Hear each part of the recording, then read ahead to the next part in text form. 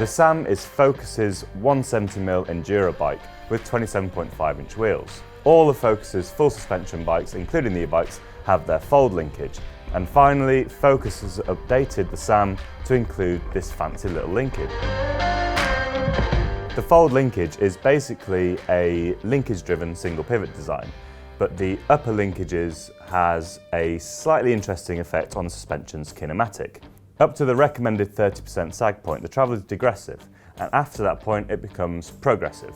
Focus say that this gives you the best of both worlds, so you get very nice small bump compliance in the early part of the stroke, and then it obviously ramps up and gives you that big hit control when you're hitting bigger jumps and bigger drops.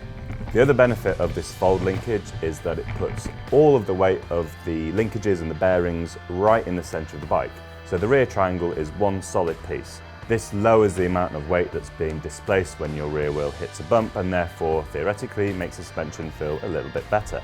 Moving to this fold linkage also means that there's room for a bottle cage within the bike, which many people will appreciate these days.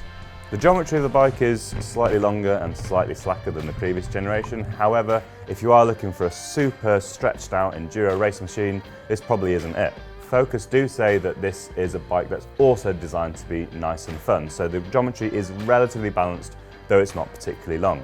From launch, the information that we have suggests that there'll be two models on offer. There'll be the 9.9, which has a carbon front end and a carbon rear triangle, and there'll be the 8.9 that has a carbon front and an alloy rear. We do know, though, that there will be a number of full alloy options coming, as well as a wider range of build kit options for the carbon front, carbon back, carbon front, alloy back, and full alloy bikes. So there will be a full range of bikes coming along. I've had a very brief test ride on the bike, though the trails maybe weren't the best for testing out an enduro bike.